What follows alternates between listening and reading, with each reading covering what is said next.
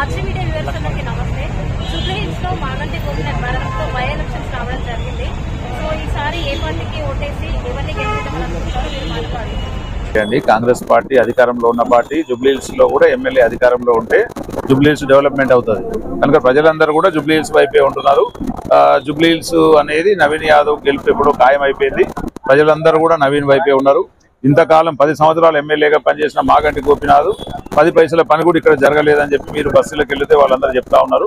ఖచ్చితంగా ప్రజలు ఎప్పుడు కూడా అభివృద్ధి పథం వైపు ఉంటారు, అధికారంలో ఉన్న పార్టీతో ఉంటారు. ఇలా బీఆర్ఎస్ అధికారంలో ఉన్నప్పుడు ఏం చేయలేదని తేటతెల్లం అయిపోయింది కాబట్టి ఖచ్చితంగా వారు వన్ సైడ్ అయినట్టే అయిపోయింది. ప్రజలందరూ కూడా కాంగ్రెస్ కోటేసి నవీన్ యాదవ్ ను 1,00,000 ఓట్ల మెజార్టీతో గెలిపించుకోవాలనే కంకణం బుద్ధితో ఉన్నారు.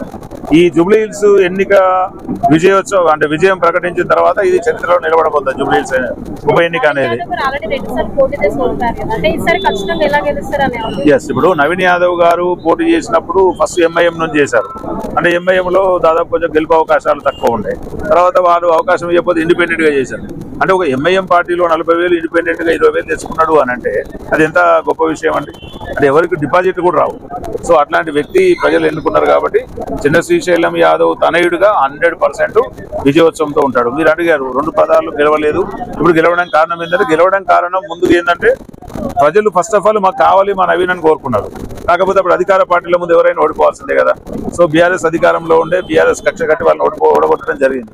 ఇవాళ కాంగ్రెస్ అధికారంలో ఉంది. కాంగ్రెస్ పార్టీ గెలుపు గుర్రాలకే టికెట్ ఇస్తుంది. సో నవీన్ యాదవ్ గారిని వెతికి వడబోసి నవీన్ యాదవ్ తెచ్చుకున్నారు. సో ఖచ్చితంగా కాంగ్రెస్ ప్రజలందరూ కూడా కాంగ్రెస్ వైపే ఉన్నారు.